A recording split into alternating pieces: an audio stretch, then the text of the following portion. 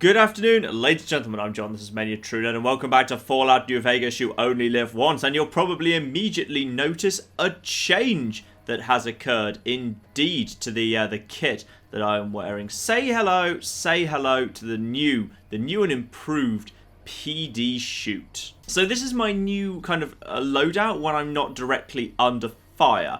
I'm now wearing Joshua Graham's armor and the first recon berry. Both of those give me plus critical chance, which is very, very good. And the glasses I'm wearing are the lucky shades. So my luck's been artificially inflated to, I think it's 9 at the moment with the lucky shades on. And then we've got another 5 critical off the hat and 3 off the armor. So even after my first initial sneak attack critical, I've got a very good chance of getting a critical hit other than that. Obviously, if I actually come under fire, I'll put all my armor on, my kind of advanced helmet and rebreather and power armor and everything on anyway. But this will be kind of how I am from now on. Also, this armor only weighs 8 and the Chinese stealth armor weighed like 20, so I've stored that somewhere. I know no more Chinese stealth armor, which is very sad, but you kind of know what PD Chute's arse looks like by now. You know, you've all had a good chance to have a stare at that. It's fine. It's you know, there's been plenty of that.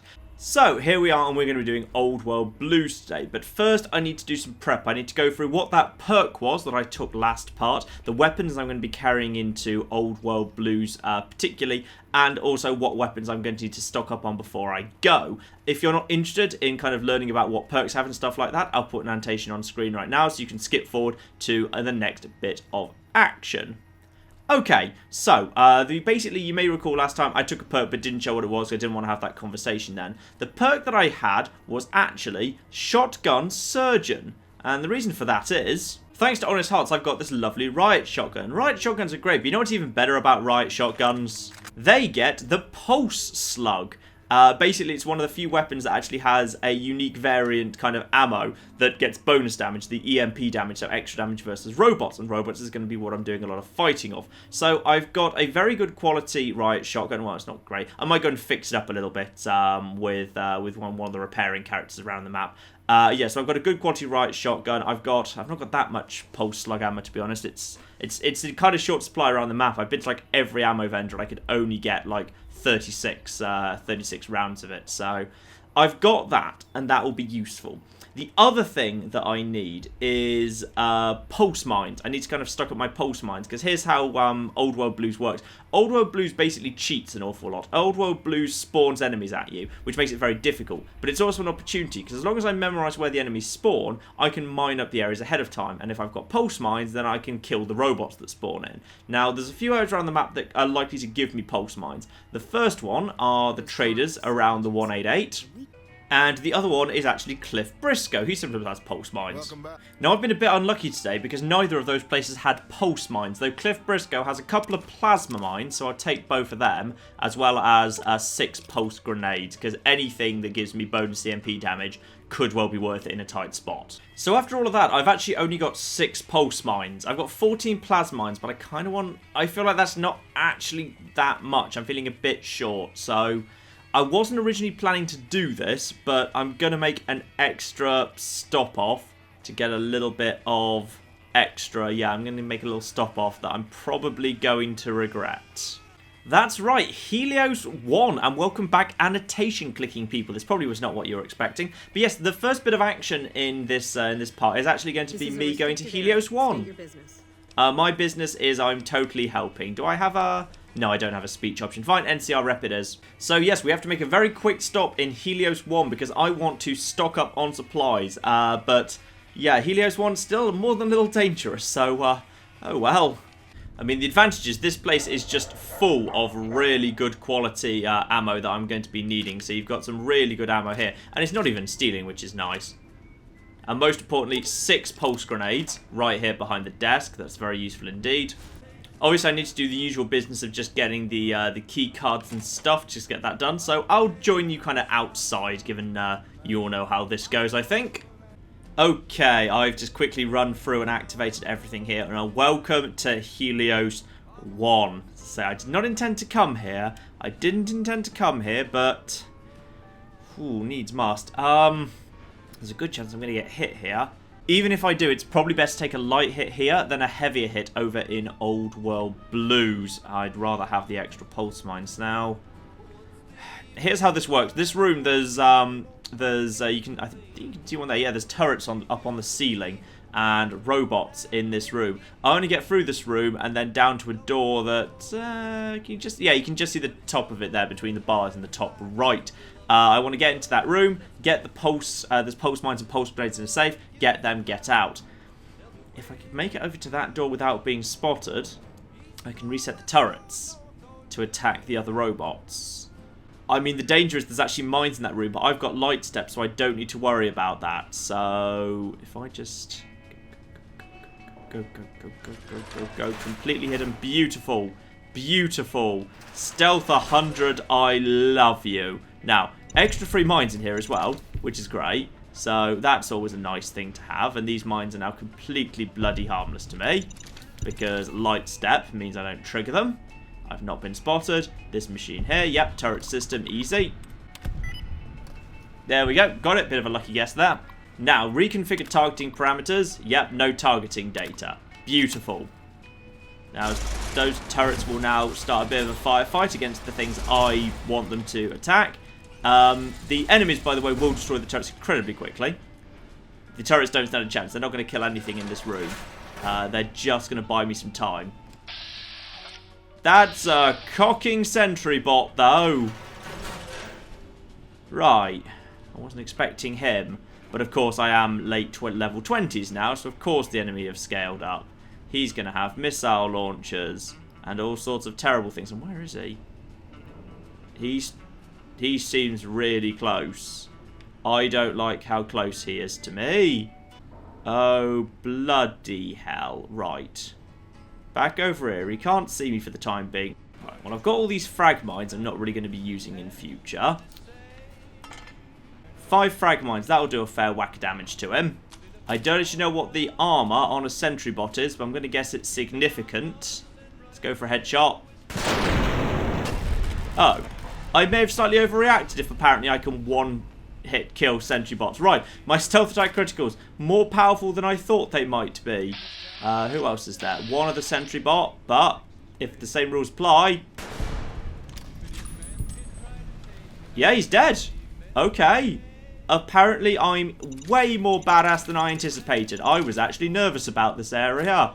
I was actually nervous. Right, and I'm pretty sure there's only ever 2 robots in here. Okay, fine. I can bloody one-hit kill sentry bots. That's madness. Sentry bots at higher levels are pretty tough. I mean, I don't know, maybe actually... I don't fight many of them in Fallout Vegas. There are, I think, far fewer robots in... Ooh, wait, what? Oh, no, that's elsewhere. That's elsewhere in the level. Don't panic. That's elsewhere. Not here. Yeah, you don't fight as many sentry bots in Fallout New Vegas as you do in Fallout 3, so maybe they've had a little bit of a downgrade. I'm not actually sure. But this is where I want it to be. So pulse grenade, safe. Bottle caps, pre-war money, but 3 pulse grenades, 3 pulse mines. Okay, that's what I wanted from Helios 1. Okay, I'm going to have a moment of madness here. That is what I was thinking I wanted from Helios 1. But now I know that I can one-shot bloody sentry bots. I'm that damn badass. The question is now occurring to me, well, why could I actually take out the rest of it too? I mean, there's not that many tough enemies. There's like, if I go in through Helios 1, there's going to be one enemy through that door, and there's going to be another in the room that's round the corner. And after that, I think it's all Protectrons. So... those guys are not that difficult to deal with at all. This could actually be a really sensible thing for me to do, because the Archimedes weapon could actually be really useful in Old World Blues, because lots of it's big and open and outside. So, but as long as I don't get spotted by an enemy that comes through the door. Okay. Yeah, Archimedes could actually be really flipping useful. Let's do this. Let's flipping do this. I'm going to flipping regret this. I'm going to take unnecessary damage. Another sentry bot goes down. Okay. Now there's going to be another enemy in the room round to the left here. There's another enemy yet. But after that, I think it's all... it's enemies that just pop out of the little Protectron cases. So it's not normal enemies. So, oh, this one's difficult though, because I don't know whether he's up or down. He could be anywhere in this, because this next room is going to have multiple levels. I'm going to be at the top level, and there's going to be 2 levels below me. And I don't know where he is. And I also don't know what he is. Whether he's...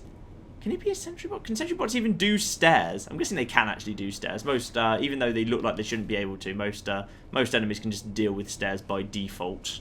This bit's worrying. Because, okay, fine, I'm one-hitting sentry bots, but sentry bots have missile launchers and insanely powerful Gatling lasers. And all sorts of stuff.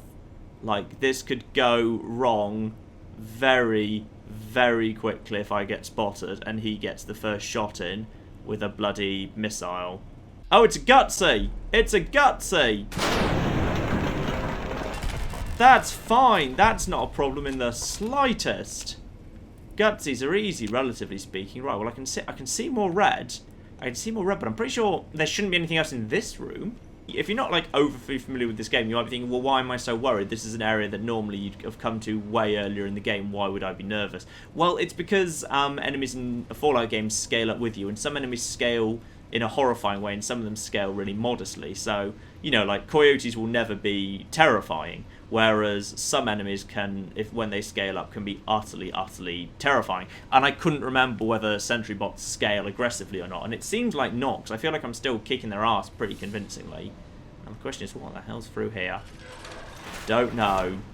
I mean, I was under the impression that all the enemies through this area are in, like, stasis until you wake them up, and you can avoid that happening by looping around this way and just going through the locked doors, and you can just completely avoid them. Oh, but wait. One thing I do actually need, before I go any further, off that one of these robot corpses, is I need a single chunk of scrap metal for coming up. Of course you don't flipping have any scrap metal on you. Hang on, I'm going to get one from the sentry bot. So now I can avoid the rest of the enemies that are all showing up on the plan there just by looping around them, going through these locked doors.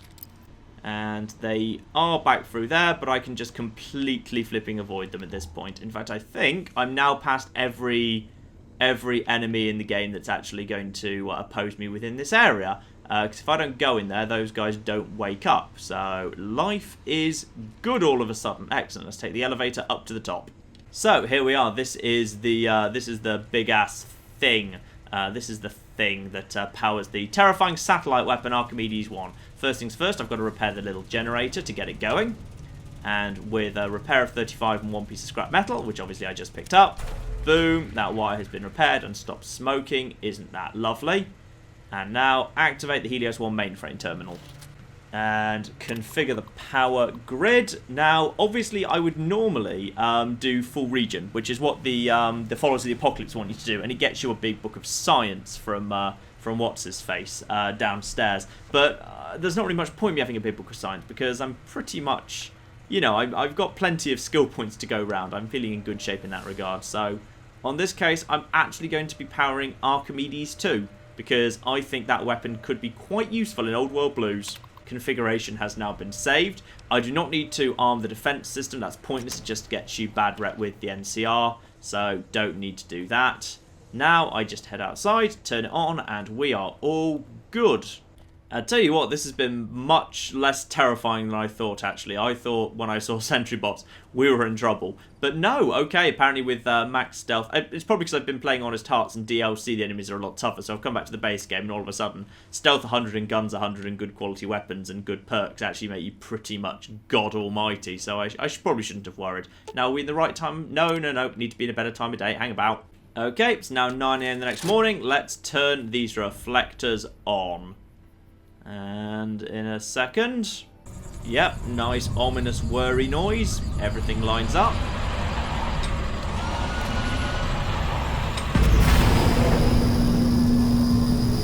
And with a blinding flash of light, all of the solar reflectors are now properly aligned and pointing electricity right at that lovely bit at the top there.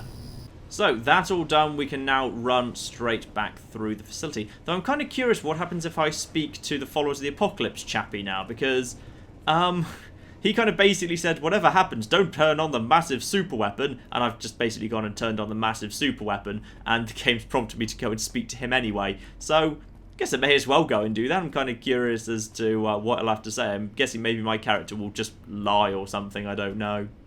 Also, just before I leave Helios 1 for good, I should probably mention, I only learned recently, this is a real thing. Or, well, there's not a real thing called Helios 1, but there's a real thing that basically looks and works pretty much like this, except hopefully it's not actually powering a doomsday satellite. But, yeah, this in Nevada, apparently there is actually a real thing that basically operates just like this, using, like, solar reflectors to power sunlight at a big tall tower, which strikes me as baffling science. I just assumed this was kind of so ridiculous and fantastical it must be science fiction, but no, apparently there's a real one, which is amazing. Science is wonderful. Alright, what do you have to say for yourself? I diverted the power... Oh, I'm just going to lie. I'm just going to tell him I diverted the power to the grid. Oh, beautiful. I get a reward anyway. Do I get the good reward or a less good reward? 2 stim packs, doctor's bag... Do we get the big book of science? No, I'll get some followers of the apocalypse fame for turning on a super weapon. Mag-flipping-nificent. And back in Freeside, one last thing to do as part of kind of finishing up that apocalyptic super weapon thing. And that is, I need to steal a toy off a child. And obviously I could offer him a fair price for him or give him a big pile of money that I do possess. But I've decided I don't want to do that. I'm just going to take it off his body while he sleeps. Here we go. And there's the Sea Finder. Beautiful.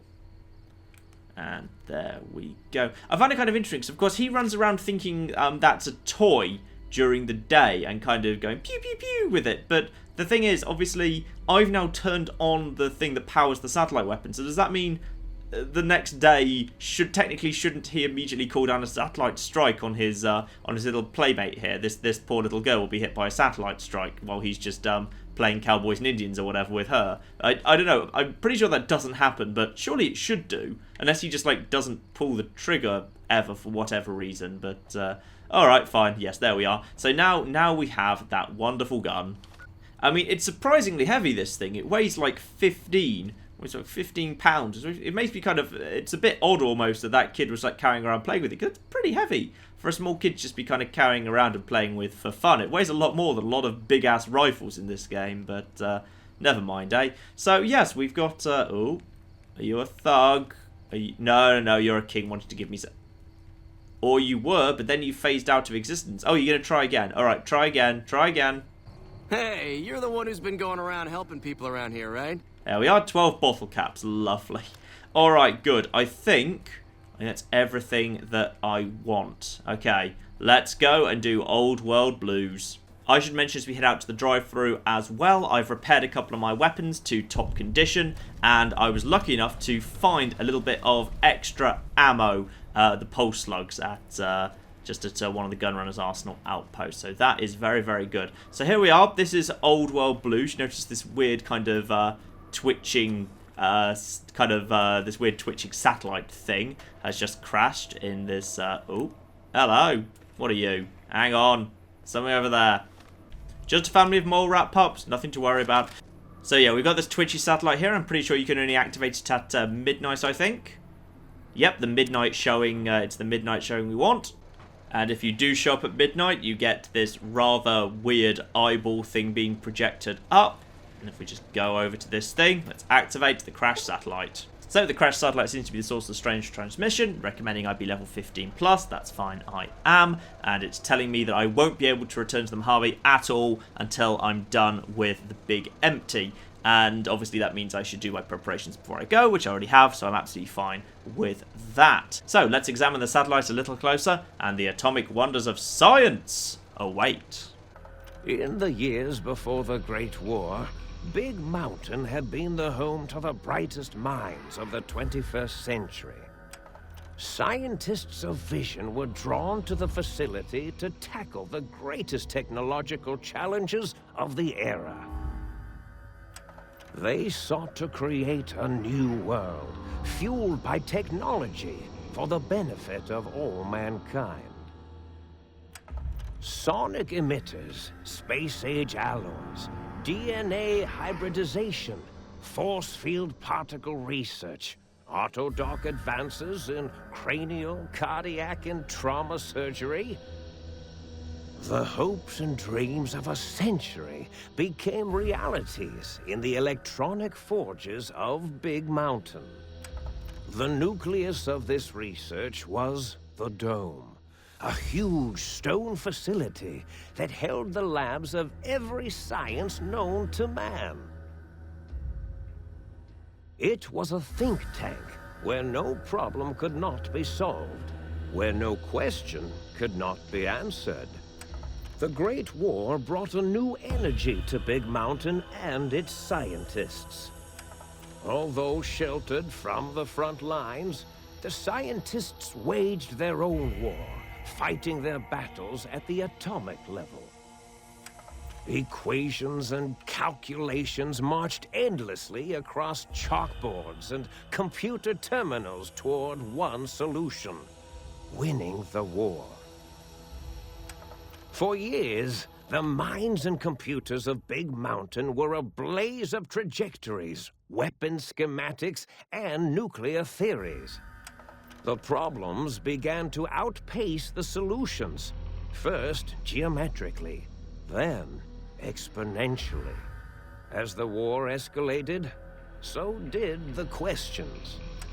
On the night of October 23rd, 2077, the scientists received an answer that put all their questions to rest. In the aftermath, Big Mountain's silent experiments went to sleep, their creators slowly dying in the new world that had been left behind. And the great stone in the middle of the Big Empty lay untouched, filled with countless technological wonders.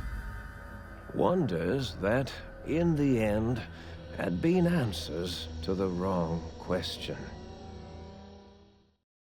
So, I feel strangely heavier. A quick inspection of your body reveals faint surgical scars around your head, chest, and back. And welcome to the Big Empty. And you'll notice I am in a... I'm in a patient gown. Then mysteriously, I was still wearing my hat and glasses and still have my gun on me. So yes, here we are, the Big Empty and Old World Blues, my favourite DLC. I love this DLC. It just looks lovely. It looks so different and interesting, and there's all these beautiful lights and space-agey, sciencey stuff, and that big foreboding red area up to the north. Oh, I love it. It's just brilliant. So, though I've got this patience gun, I haven't actually been robbed of any of my stuff. So there we are, Joshua Graham's armor back on. I'm back to the exact condition I should be. Let's head inside and kick things off.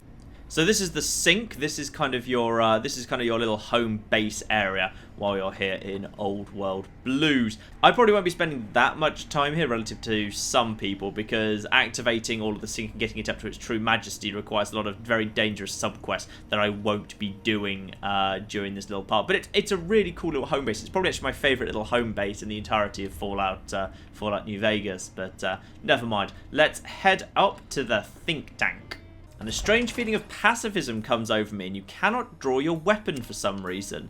So yes, there is a pacification field in this room. That means even if I wanted to, I couldn't attack these rather weird things before me. So, I could go forward, and these guys will begin a cutscene.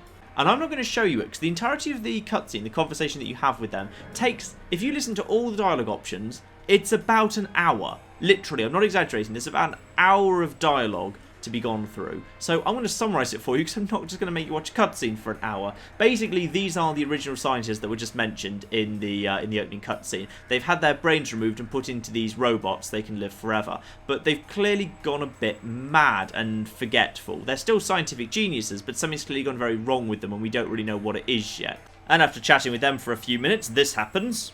If it isn't my old colleagues, the mighty think tank of Big Mountain. Big fools, all of you. It is I, Dr. Mobius, transmitting from my dome-shaped dome in the Forbidden Zone. A zone that is, yes, forbidden to you.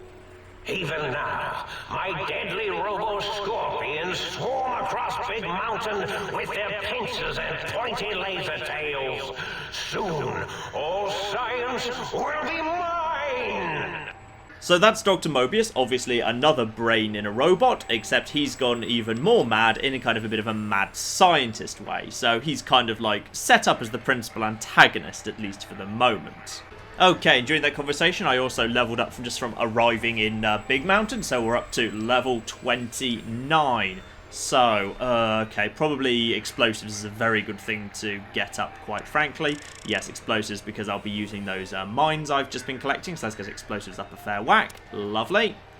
There we go. So the summary of that conversation, other than kind of who those people were and Dr. Mobius arriving, is basically I've had my brain, heart, and spine taken out. So as for the heart and the spine, well, they've been removed but replaced with better versions. So the Heartless perk, my heart's been replaced with advanced technologies. I can't be poisoned. 100% poison resistance from the fact my heart is now a robo-heart, which is brilliant news, quite frankly. So yes, great. Robots are confused by 50% chance to store a critical hit. That's not so important, but you know what, nice to have. My spine's also been replaced. And my spine's been replaced with advanced technologies. Your torso can no longer be crippled, and your strength and damage threshold have both been increased by 1. Brilliant! Fantastic! Much, much better. My brain's also been taken out, which is kind of interesting. So my brain has been replaced with advanced technologies. Your head can no longer be crippled. Fine. And also, even potentially more importantly, I've gained plus 5% damage threshold, which is a minimum of plus 1, and chem addiction resistance plus 25%. So these are all brilliant perks to have taken out. Basically, where this fits into the story is these guys have been sending out those little probes. People have wandered into Big Mountain and they've lobotomized them. They've been thinking that they've been kind of doing the right thing and doing sensible science, but really what they've been doing is like taking people's brains out and leaving them as gibbering fools. The plan is supposed to be they're supposed to take out the brains, store them somewhere, and then use Tesla coils so the brain can still communicate with the body, i.e. the brain can be put somewhere safe out of the way and a body can be controlled remotely. But they've been doing it wrong all these years and creating kind of gibbering, insane, running mad people around Big Mountain.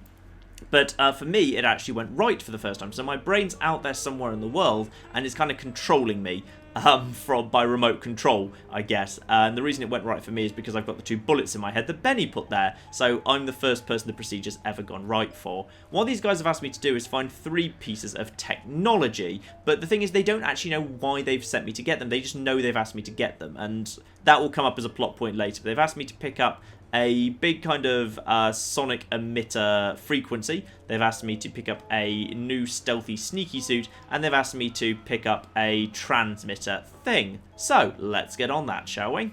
They've also given me a chip so I can activate the Sync Central Intelligence units. So this thing acts as your shop locally, which is great news. Now, as for weapons that they gave me as well to bring me on my way, they brought me the sonic emitter that I'll be upgrading as I go through the sync. Right now, it's pretty much bloody useless. You'll notice there, damage 26 and DPS 31, even though I have got all the strength and skill requirements, so that's pretty bloody useless. I mean, it's got bonus damage versus robots, so I guess it might be alright with that, but I'll need to upgrade it before it gets in any way good. And honestly, by the time I've upgraded it, that it's good enough to bother using.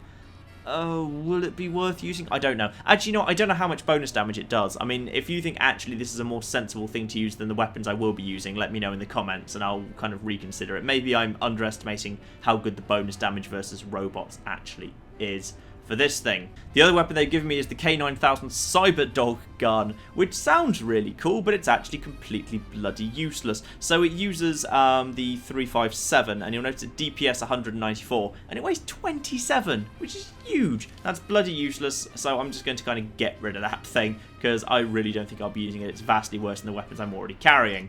So, with all of that done, let's head on our way and get the first piece of equipment, because the first one is relatively easy to find. So, here we are in Big Mountain, just outside the think tank, and Old World Blues. Love Old World Blues. Now, for those of you who are unfamiliar with Old World Blues, it's not a huge map, but it's pretty darn dense. There's a lot of stuff in it. So basically, you are in this big circle here. The think tank, the area that you kind of where your base is and where the brains that you're working with are, is right in the center. pretty much, as a general rule of thumb, the 3 facilities that are already marked are the ones we're actually having to go to. So obviously you'll notice one to the west, one to the east, one to the south. To the north is Dr. Mobius, the kind of the rather wonderful character of the mad, evil, cackling genius. He is up in the north, so we don't need to worry about going up there just yet. So obviously we've got 3 main objectives, and that's to pick up 1 piece of kit from each of these locations. I'm going to start heading to the X2 transmitter or antenna array because that's the fastest and easiest. So I'm probably going to do that so I've at least got 1 piece of kit in this part. Because you know what, I said I want to do Old World Blues this part. I do at least want to start it off. Now in Old World Blues you need to be flipping careful when travelling about because there are a lot of very big, very tough, very fast enemies about. But obviously we do have some advantages. The main advantage we've got is obviously we are a very good sniper character, and with 100 stealth, even though that's not that great in this DLC, at the very least that will give us some advantage. It will kind of we should be able to snipe off many enemies before they actually get to us. The enemies I'm going to be approaching first off are not that dangerous. Oh, there's our first enemy. That's a lobotomite. So he is someone who underwent the same process of me, but it went wrong. So his brain isn't still working. Instead, he's gone a bit all wrong, unfortunately. We're into cautions. I mean, another lobotomite heard that. Lobotomites are not dangerous. Their damage threshold is like 3 or 4, even with the lobotomite goggles on. The damage threshold is about 3 or 4. There he is. That's the person who is spotting me. Hello. Is dead too. They are, even though they haven't got many hit points and they've not got great damage threshold, they are generally carrying pretty darn good weapons, so be a little bit cautious of them. What I'm going to be using is I'm going to be using the terrain to my advantage. So you notice these big pipes wandering around. Many of the enemies in this area will not have guns. Lobotomites have a decent chance of not holding a gun. They can be holding very powerful melee weapons. And there's also Night Stalkers. There's another big enemy in this area. You've got to be very careful of Night Stalkers. So being up here basically means a Night Stalker can't get to you, because even though an enemy could theoretically go around and up here and then along the pipe, the AI is not good enough to navigate up on top of this pipe. So staying on top of pipes is a very good way of keeping yourself safe during this DLC. The downside is, of course, it means you're high up and exposed and open, so if enemies with guns are about, they will spot you more easily. And also the game is a bit of a troll and puts mines on top of these pipes pretty often, so you've got to be careful of that. But other than that, I think it's the most sensible option. I mean, just so you know, the building I'm going to is that building right there, and that building is towards the edge of the map. So that's actually how small this map is, but as I say, it's densely populated, and that's not always a good thing, because a densely populated map means lots of enemies very close together. I'm not too worried about this area, though. I think those two guys should be the only ones I'm worried about for the minute. The bigger problem is... Oh, hello. What? Wait, what? What's that? Wait, how many flipping lobotomites is there? There's flipping loads. I wasn't expecting that. I was expecting just 2. So these guys, you'll probably notice they all have melee weapons. So these guys don't have guns. So even if they figure out where I am, they can't really do much to me, because they've all got power fists and stuff. There he goes.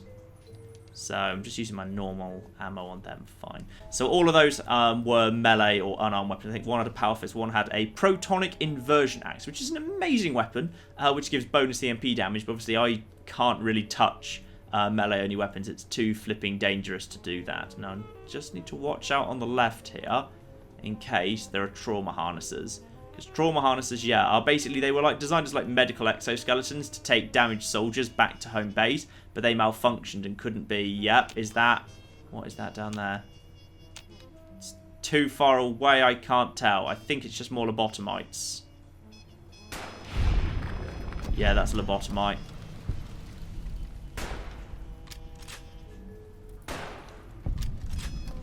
Two more dead lobotomites. There's a lot more lobotomites than I was expecting here, to be honest. I wasn't expecting this much company. I was expecting it to be quieter. Maybe I'm a higher level than I normally do Old World Blues. I'm not sure.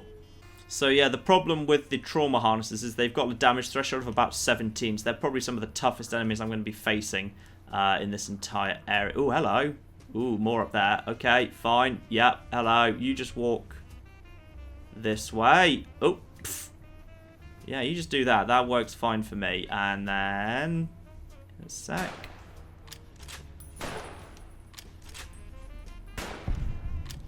He's exploded. You have an axe, which is useless.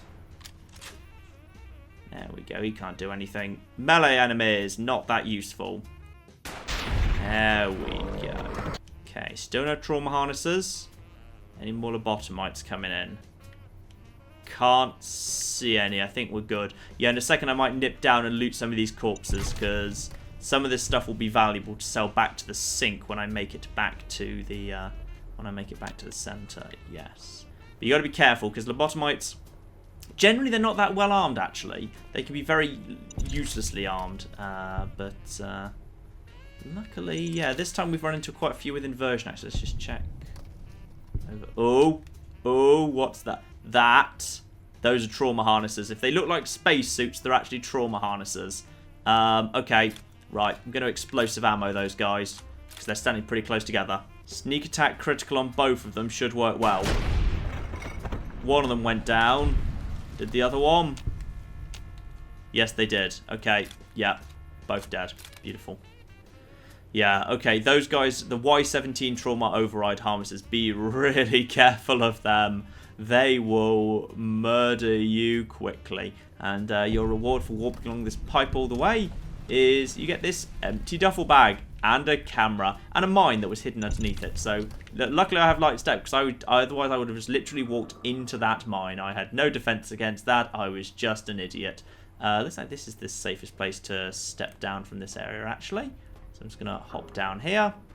There we go. Good. No fall damage. I was a bit worried about that for a second. Right. I'm just going to quickly loot some of the corpses and show off some of the new weapons. So you've got the Saturnite Fist, which is a variation of Power Fist, but it's got increased attack speed, which is kind of good, but it doesn't suit me, because obviously my strategy is the first shot needs to hit the hardest. So increased DPS, generally I'll sacrifice in favour of increased damage. So that's not that good for me, to be honest. You'll notice the lobotomite goggles, the worst item in the game, -2 intelligence just for flipping wearing them. Absolutely bloody useless. Lobotomite jumpsuit gives you +1 strength, but otherwise pretty useless damage threshold. You can see what I mean there about the things these guys wear. They're pretty much all, you know, damage threshold 1, damage threshold 4. These things are not, this is not good armor. Generally, you won't be using this for any reason whatsoever. Maybe one tiny thing worth noting about this area is there is a little cave here, Ulysses' Point. This is another little area that's kind of hinting at Lonesome Road coming up. May as well pop in here. I can't remember if there's good stuff in here, so I may as well go in. I mean, probably of greatest interest in here is there's a little holotape of Ulysses chatting to Christine. So that's a character from Lonesome Road chatting to a character from Dead Money. So both of whom we haven't got to yet. Of course, Dead Money, I believe, was the first DLC that came out. So everyone by that stage would have known who Christine was. But Ulysses was still being hinted at. So I don't know. I think it's cool that they that the DLCs do weave together like that. Ooh, a stealth boy. Yes, that was worth coming in here for, just for that. Ah, more frag mines, always welcome. Oh, pulse mines, Ulysses, you bloody star. Okay, we got some very good mines and ammo out of this area. That's good. Oh, and some first aid boxes. Oh, yes, that will probably contain some good stuff to sell. So, that done. Let's head inside X2 itself, this massive, great radar tower thing, which you'll also notice Ulysses has put his mark on. Now, in here, I think we will find robots of some description, but I don't know exactly what description. So let's go for armor piercing. That generally works pretty well against robots, at least until I know what I'm facing. If it's just Protectrons, I'm fine. If it's more than that, could be a problem. Just a Protectron. In fact, this is good. Let's test out my sonic emitter. Well, that's useless. Look at that. Look at that. Look at that. All of that. All of that. All of that. Like, oh, blimey, blimey, blimey. I've won. Yes. Even with damage, that is bloody useless. And I was extremely lucky just not to get shot. Yes. Alright, never use useless gun again. There we are. Armor piercing. Armor piercing anti-material rifle. This is what I want. Right, we're back in caution. This is good. And he's coming down the stairs, I think. Yep, a robot is totally going to come down the stairs at me. I should be able to get a look at it first. Yep, there we are.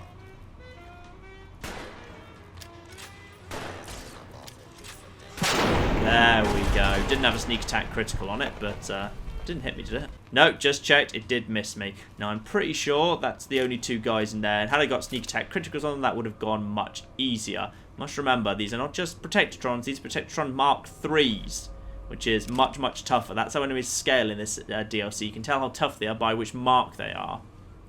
Because I'm in late level 20, the enemy have scaled straight up to level 3. And that is not insignificant. That will make a big difference. These guys are way, way tougher than anything you run into in the base game, even if they look identical to certain creatures that you run into in the base game. These particular robots are much, much... Oh, hello. Something's up here. Let's just back up slowly. We'll get the first shot in on it. We'll hopefully hit it before it even sees me, whatever this thing is. And just be really careful.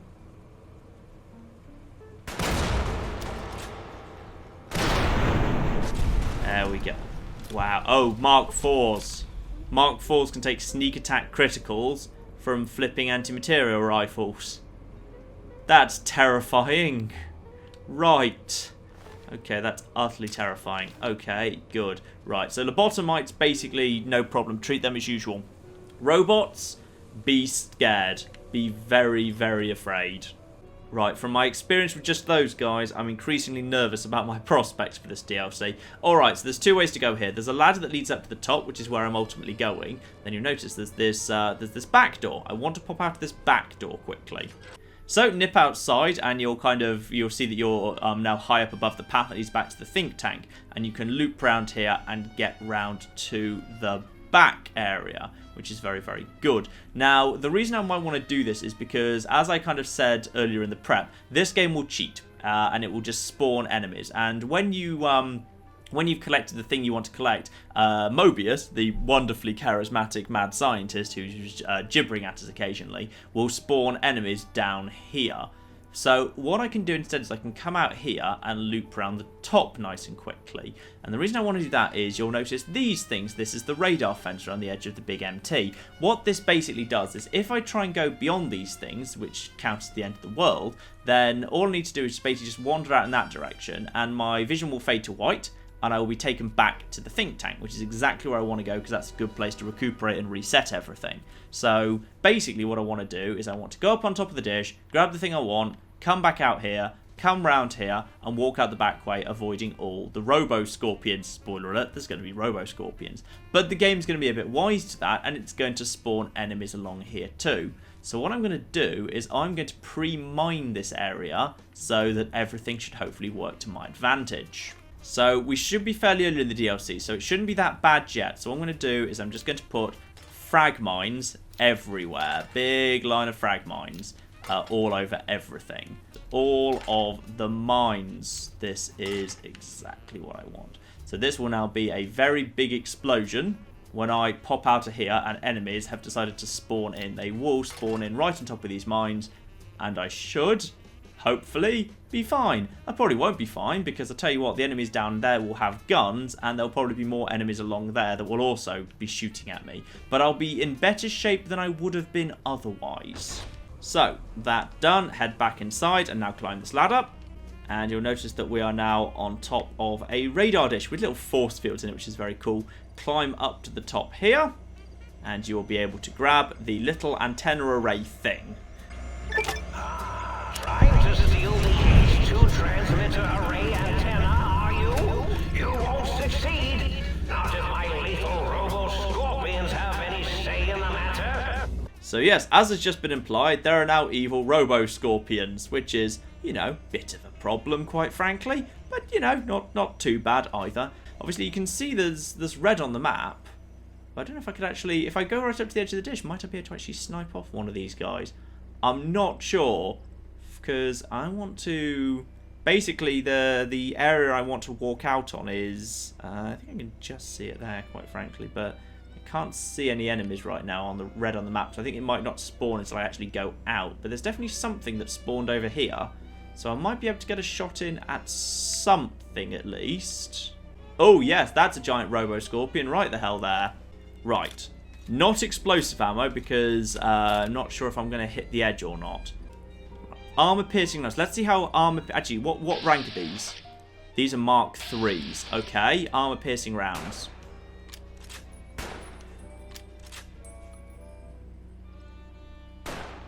A sneak attack critical can't kill them.